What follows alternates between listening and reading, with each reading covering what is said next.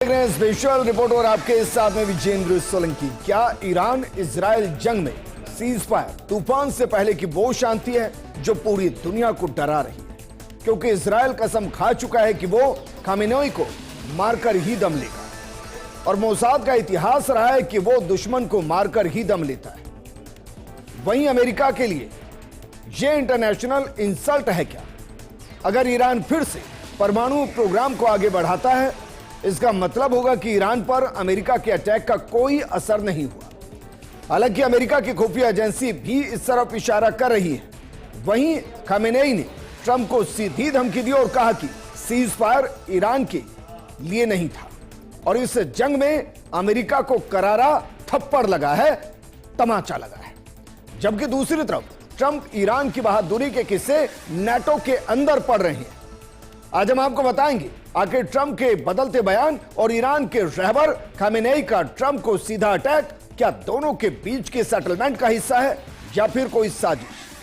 क्या जो हुआ वो खामेनेई और ट्रंप ने साथ मिलकर किया या फिर इजराइल को रोकने के लिए ऐसा किया गया? साथ ही सवाल यह भी है कि क्या अब खामेनेई परमाणु हथियार को पाने के लिए किसी भी हद तक जाने को तैयार हो चुके हैं?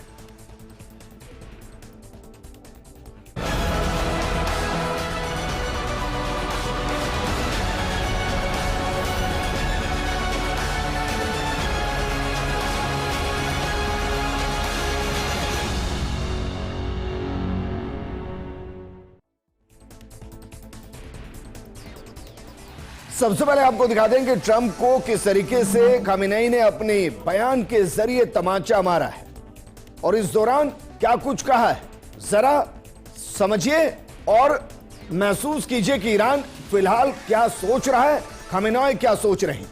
जो अमेरिका इजराइल को बचाने के लिए युद्ध में कूदा था, उसे ईरान के लोगों ने जोरदार थप्पड़ मारा है। मैं साफ कर दूं कि ईरान कभी भी अमेरिका के सामने सरेंडर नहीं करने वाला है और भविष्य में भी अमेरिकी मिलिट्री बेस पर स्ट्राइक होगी अगर हमले की कोशिश की गई। ईरान के रहबर, वहां के सुप्रीम लीडर खामेनेई ने स्पष्ट तौर पर कहा है कि सीज फायर उनकी डिक्शनरी में नहीं है, सरेंडर उनकी डिक्शनरी का हिस्सा नहीं है।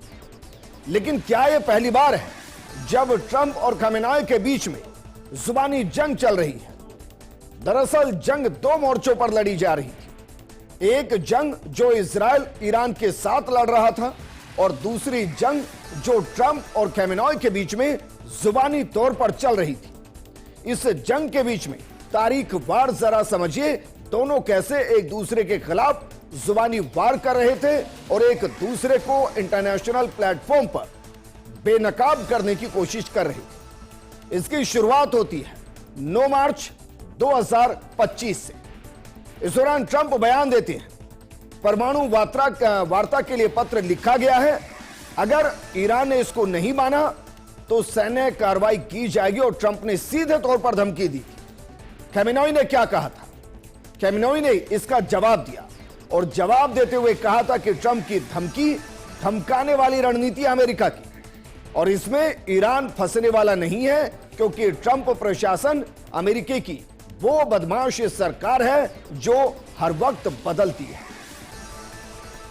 इस जुबानी जंग में अगला अटैक हुआ 4 जून 2025 को, जब ट्रंप की तरफ से बयान दिया गया और बयान में कहा गया ईरान के यूरेनियम संवर्धन को रोका जाना चाहिए। उन्होंने कहा कि जो ईरान परमाणु हथियार बना रहा है उसको तुरंत अपने प्रोग्राम को रोकना होगा। खामेनेई ने क्या कहा? जवाब दिया और कहा कि तुम होते कौन हो जो हमें बताओगे कि हमें न्यूक्लियर प्रोग्राम रखना चाहिए या नहीं रखना चाहिए। दोनों के बीच इस जुबानी जंग की तीसरी इंस्टॉलमेंट 18 जून 2025 को आई, जब ट्रंप की तरफ से कहा गया कि ईरान संभल जाए, इस जंग का परिणाम बेहद खतरनाक होगा और बिना शर्त आत्मसमर्पण कर दे। हमें पता है कि खामेनेई की लोकेशन क्या है, हम चाहें तो उसे अटैक कर सकते हैं, लेकिन अभी उसको हम नहीं मारेंगे।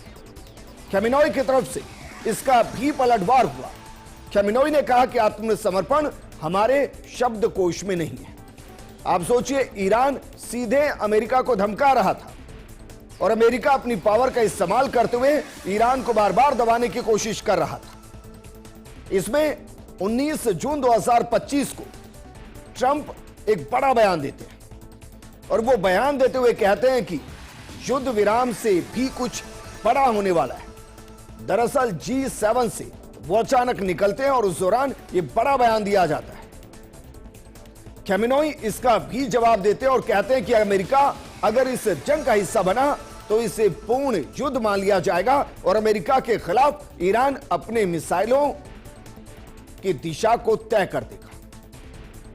इसके बाद 22 जून 2025 ट्रंप ने कहा कि अमेरिका ने ईरान के परमाणु ठिकानों पर हमला किया और ट्रंप ने खमेनेई से आत्मसमर्पण करने की मांग दोहराई। इसका जवाब बाकायदा खमेनेई ने दिया और कहा कि हमारे हथियार सुरक्षित है और आत्मसमर्पण हमारी डिक्शनरी का हिस्सा नहीं है। लेकिन अभी भी दोनों के बीच जुबानी जंग चल रही है और खमेनेई जो इस जंग के बाद, सीज फायर के बाद पहली बार बोल रहे हैं, वो कह रहे हैं कि ईरान ने अमेरिका को एक जोरदार थप्पड़ जड़ा है, तमाचा जड़ा है। क्या वो अभी भी खाड़ी देश के अंदर यह बताना चाह रहा है कि ईरान दबने वाला नहीं है, बेशक कोई मुस्लिम कंट्री उनके साथ आकर खड़ा हो या ना हो? और क्या महज इत्तेफाक है कि यह बयान ईरान के रूस के दौरे के बाद और चाइना के दौरे से पहले आ रहा है? क्या इसका मतलब यह है कि ईरान तय कर चुका है उसे किस तरफ रहना है और उसमें वो रूस और चाइना को चुन चुका है? लेकिन इस पूरे जंग के परिणाम बड़े कंफ्यूजिंग हैं और ये परिणाम ना सिर्फ ईरान पर सवाल खड़े करते हैं, इजराइल पर भी, बल्कि ट्रंप की नीति पर भी सवाल खड़े करते हैं। क्योंकि परिणाम इस जंग के जो हम समझ पा रहे हैं उसको समझिए, ईरान कह रहा है कि हम जंग को जीत चुके हैं। ये ईरान कह रहा है। बाकायदा वहां लोगों को बधाइयां दी गई है कि अमेरिका को हम घुटनों पर लेकर आए। अमेरिका को करारा जवाब दिया। इजराइल क्या कह रहा है? इजराइल कह रहा है कि हम भी जंग जीते हैं और अमेरिका कह रहा है कि जंग हम भी जीते हैं। यह शायद दुनिया की पहली जंग होगी जिसमें 3 देश आपस में लड़ रहे थे और तीनों ही जीत गए। लेकिन परिणाम तय करते हैं और परिणाम दरअसल 2 बातों पर तय होने थे। अमेरिका और इजराइल की तरफ से पहला बिंदु जो उनकी न्यूक्लियर संवर्धन प्लांट है उनको खत्म करना और दूसरा खमेनेई की हत्या। क्या ये दोनों हुए? नहीं हुए। क्यों नहीं हुए? क्योंकि जो ईरान कह रहा है वो कह रहा है कि नुकसान नहीं हुआ है। इजराइल कह रहा है कि मकसद पूरा हो गया है, मतलब उन्होंने परमाणु संवर्धन प्लांट को नेस्तनाबूद कर दिया है। और अमेरिका क्या कह रहा है? अमेरिका कह रहा है कि जो यूरेनियम था वहां पर, जो 400 किलो संवर्धन यूरेनियम था जिसको 60% तक संवर्धित कर दिया गया था, उसको इस अटैक से पहले ही शिफ्ट कर दिया गया था।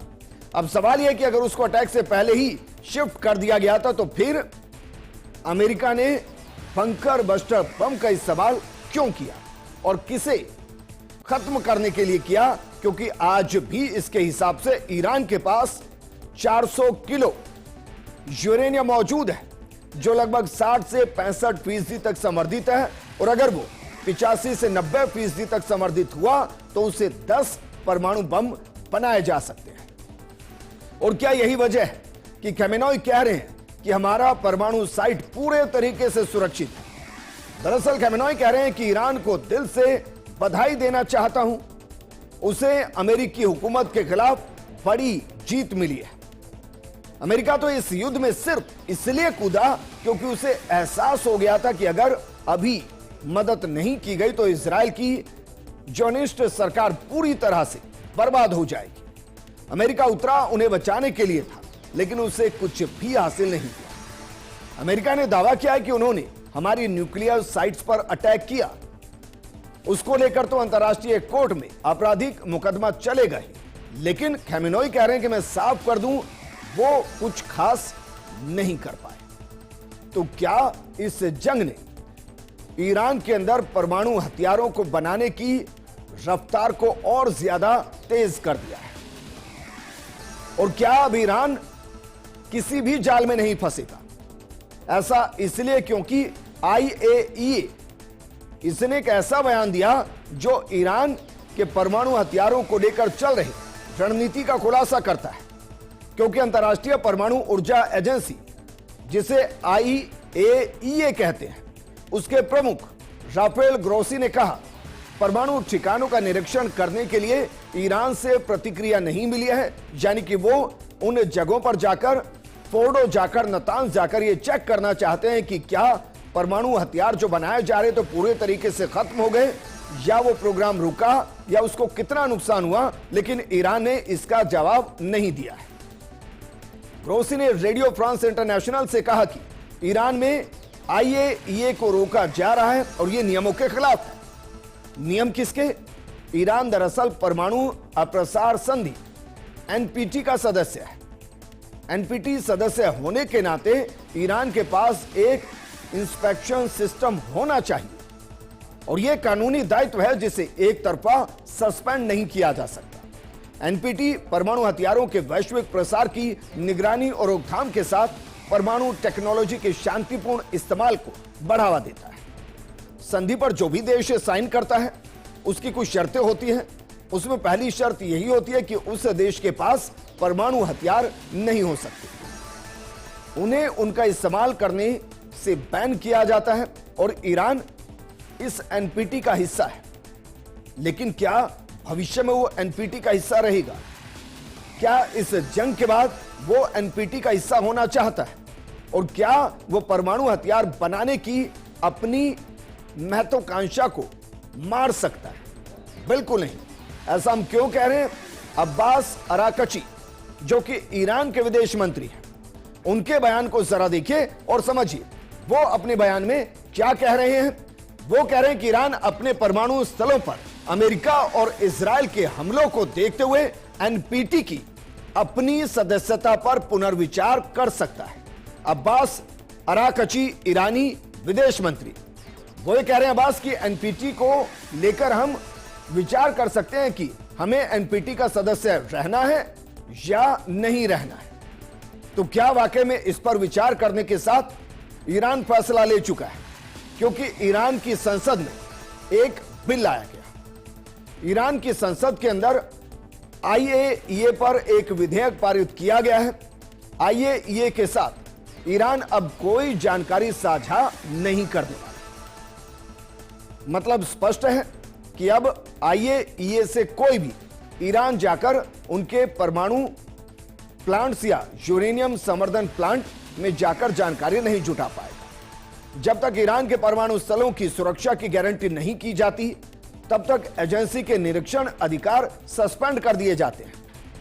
अब IAEA के निरीक्षकों को ईरान में नियमित रूप से आने जाने और न्यूक्लियर साइट्स की जांच की अनुमति नहीं है। ईरान अपने परमाणु कार्यक्रम में तेजी लाने के लिए प्रतिबद्ध है और यह बेहद भड़काऊ स्थिति अमेरिका की इंटरनेशनल इंसल्ट से जुड़ी है, क्योंकि जो अमेरिका अपने बंकर बस्टर बम का इस्तेमाल नतांज और फोर्डो में इसलिए कर रहा है कि वो ईरान के परमाणु प्रोग्राम को सस्पेंड करना चाहता है, रोकना चाहता है, उस जंग के सीजफायर के 48 घंटों के अंदर ईरानी संसद एक विधेयक को पारित करती है जिसमें IAEA को सस्पेंड किया जाता है। इसका मतलब यह कि अब कोई वहां जाकर यह जानकारी नहीं जुटा पाएगा कि उनका परमाणु प्रोग्राम कितना आगे चल रहा है या अमेरिका ने जो डैमेज किया है वो कितना डैमेज हुआ है। लेकिन इन सब के बीच में एक और बयान आया। वो बयान और ज्यादा इंटरेस्टिंग है, क्योंकि वो बयान कह रहा है कि यूरेनियम हमले से पहले ही गायब हो गया था। जरा इसको भी देखिए और समझिए जरा। उसमें जो कहा गया है कि अटैक से पहले ही यूरेनियम जो गायब हो गया है, कि हमलों के बाद यूरेनियम का 400 किलो भंडार गायब है।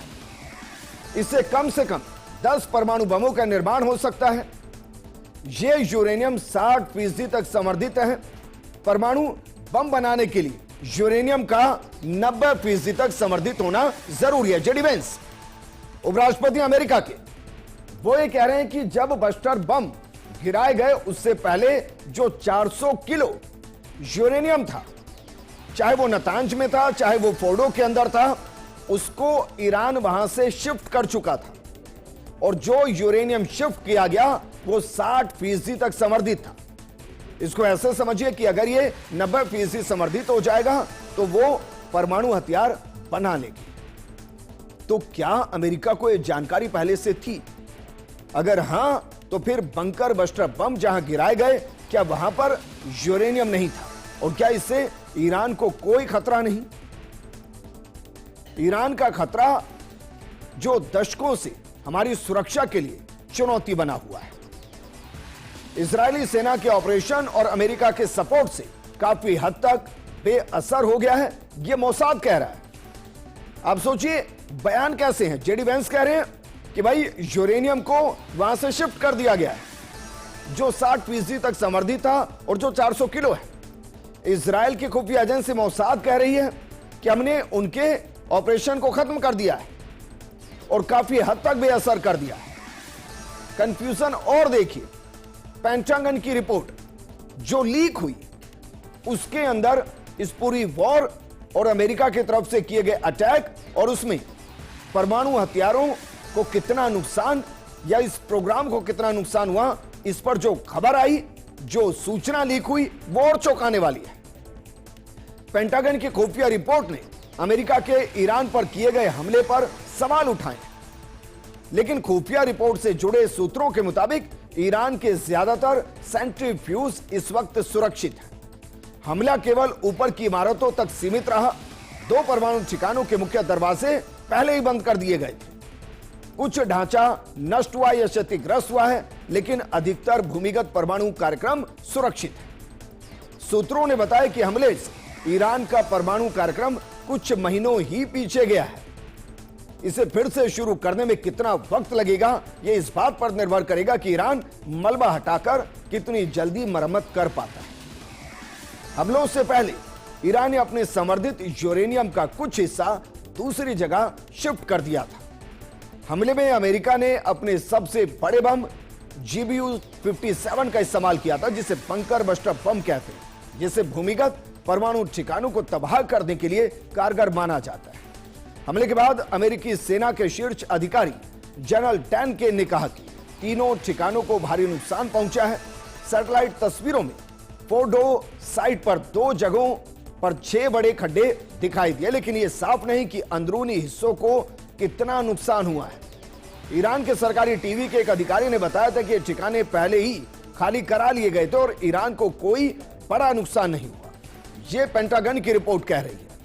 ये अमेरिका के उपराष्ट्रपति जेडी वेंस कह रहे हैं कि उन्होंने पहले ही अपने यूरेनियम को वहां से हटा लिया था। कमाल की बात देखिए, जो ट्रंप इस जंग के दौरान ईरान को धमकी दे रहे थे, ईरान को सरेंडर के लिए कह रहे थे, ईरान को परमाणु प्रोग्राम रोकने के लिए कह रहे थे, वो इस जंग के बाद नोबेल पाने के लिए नेटो के बीच खड़े होकर क्या कह रहे हैं, जरा ये भी आपको पढ़ना चाहिए। देखिए जरा, ईरान ने जंग में बहादुरी दिखाई।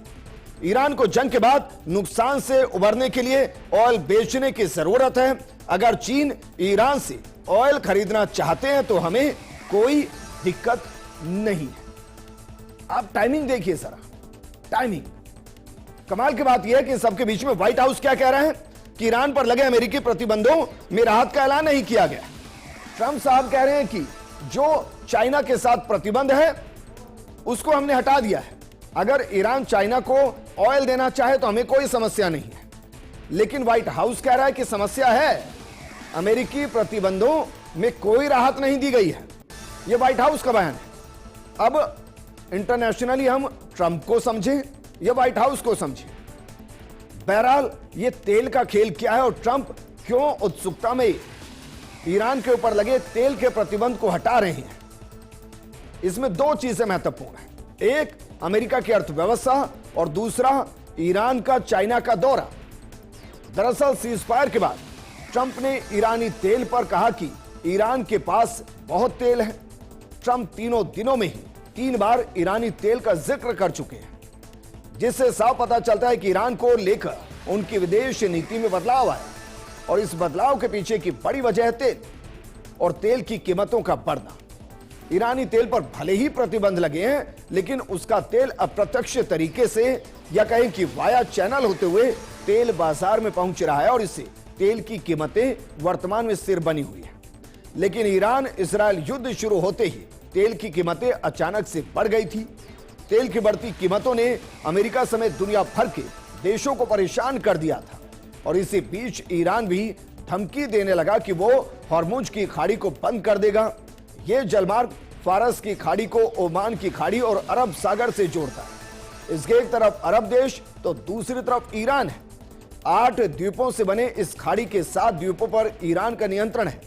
हॉर्मुज जलमार्ग से दुनिया के कुल तेल खपत का लगभग 30% कच्चा तेल गुजरता है। मतलब पहले ट्रंप ने जो किया वो भी व्यापारिक दृष्टिकोण से किया, आज भी जो बयान दे रहे हैं वो व्यापारिक दृष्टिकोण से, क्योंकि वो जानते हैं कि अगर ईरान हॉर्मुज मार्ग को बंद कर देगा तो अमेरिका की अर्थव्यवस्था घुटनों पर आ जाएगी और बिना हथियार अमेरिका की तरफ फायर किए अमेरिका को घुटनों पर लाया जा सकता। लेकिन क्या जो घटा है वो खमेनेई और ट्रंप दोनों ने एक साथ मिलकर इस स्क्रिप्ट को लिखा है, और क्या दोनों एक ही सिक्के के दो पहलू हैं? दरअसल इसको लेकर एक कॉन्स्पिरेसी थ्योरी चल रही है, क्योंकि इस परिणाम के बाद सवाल यह है कि क्या जंग खत्म हो गई या फिर अगले कुछ महीनों में जंग शुरू हो सकती है। क्या खमेनेई अपनी जिंदा रहते हुए परमाणु हथियार बनाने का सपना पाले हैं, क्योंकि कहा जा रहा है कि परमाणु प्रोग्राम कुछ महीने पीछे गया है। जानी नुकसान तो हुआ है लेकिन परमाणु प्रोग्राम खत्म नहीं हुआ। ऐसे में ना तो कोई जीता ना हारा, या दोनों जीते दोनों हारे। यह एक ऐसा परिणाम है जो सवाल खड़ा करता है कि अब आगे क्या होगा। ईरान हर हाल में परमाणु हथियार बनाने की तरफ बढ़ रहा है। ऐसे में क्या इजराइल और अमेरिका फिर से हमला करेंगे? वहीं सवाल तो यह भी कि खमेनेई और ट्रंप की डील क्या हुई? इस जंग को खत्म करने के लिए क्या वाकई में एक डील हुई जिसमें ट्रंप ने हमले की जानकारी खमेनेई को पहले ही दी और उसके बाद ईरान ने अपना यूरेनियम सुरक्षित जगह शिफ्ट किया, और इसके बदले में जब ईरान ने अमेरिकी सैन्य ठिकानों पर मिसाइल दागी तो उससे पहले उसने भी अमेरिका को हमले की सही जानकारी दी। परिणाम यह हुआ कि 14 में से 13 मिसाइल आसमान में फोड़ दी गई। एक मिसाइल जो जमीन पर गिरी वो ऐसी जगह गई जहां नुकसान ही नहीं हुआ। इसके बाद बड़े ही अजीबोगरीब तरीके से जंग खत्म कर दी गई। अब बयान भी इशारा करें कि ट्रंप ईरान की बहादुरी के किस्से पढ़ रहे हैं, जबकि खमेनेई ट्रंप के गाल पर थप्पड़ जड़ने की बात करें, अमेरिका पर ईरानी थप्पड़ की बात करें। ट्रंप को समझने वाले मानते हैं कि इसके पीछे का बड़ा कारण नेटो देशों में अमेरिका की स्थिति को मजबूत करना है। साथ ही चीन और रूस के बढ़ते प्रभाव को ईरान में कम करने के तौर पर भी देखा जा रहा है, और साथ ही दुनिया में एक बार फिर से अमेरिका वैश्विक पटल का केंद्र बिंदु बन जाए, क्योंकि अगर ईरान अमेरिका का दुश्मन है तो फिर उसको हर साल अरबों डॉलर की सहायता क्यों दी जाती है। इसमें एक और चीज है, इस जंग के दौरान अमेरिका का आना, बंकर बस्टर बम का इस्तेमाल करना, उससे अमेरिका एक वर्ल्ड लीडर के तौर पर खुद को रिप्रेजेंट करना चाहता है कि वो अपनी ताकत के दम पर फैसले ले भी सकता है और स्थिति बदल भी सकता है। दूसरी तरफ खमेनेई, जिसको ईरान में चुनौती मिल रही है, वो अपनी सत्ता को एस्टेब्लिश लगभग कर चुके हैं, क्योंकि फिलहाल उनको चुनौती देने वाला वहां कोई नहीं है। लेकिन इस जंग में ईरान ने भारत को शुक्रिया कहा है, और शुक्रिया किस अंदाज में कहा है जरा देखिए। उन्होंने ये लेटर रिलीज किया है, statement of the embassy of the Islamic Republic of Iran in new Delhi. इसमें लिखा है कि एक बार फिर हम भारत के महान राष्ट्र के लोगों और संस्थाओं द्वारा दिखाए गए वास्तविक और अमूल्य समर्थन के लिए अपनी ईमानदारी से प्रशंसा करते हैं। निसंदेह हमारे दोनों देशों के बीच लंबे समय से चली आ रही सांस्कृतिक, सभ्यतागत और मानवीय संबंधों के निहित ये एकजुटता शांति, स्थिरता और वैश्विक न्याय के उद्देश्य को और ज्यादा मजबूत करेगी। इसमें जो सबसे इंटरेस्टिंग है वो जो ईरानी एम्बेसी जो शिया बाहुल्य है, जिसके बारे में दुनिया कट्टर कहती है कि वो कट्टर है, उसके दो शब्द बेहद महत्वपूर्ण है। वो नीचे क्या लिख रही है, जय ईरान और जय हिंद, इसके मायने हैं। लेकिन इस जंग के मायने क्या थे? इस जंग से ईरान ने क्या पाया, क्या खोया? इजराइल अमेरिका ने क्या पाया, क्या खोया? और क्या वाकई में जो ये सीज फायर हुई है ये तूफान से पहले की शांति है, क्योंकि ईरान परमाणु प्रोग्राम को कंटिन्यू करेगा और उसको नहीं रोक पाना अमेरिका को इंटरनेशनली इंसल्ट करेगा। इस प्रोग्राम में फिलहाल इतना ही। आप बने रहिए फर्स्ट इंडिया न्यूज के साथ। नमस्कार।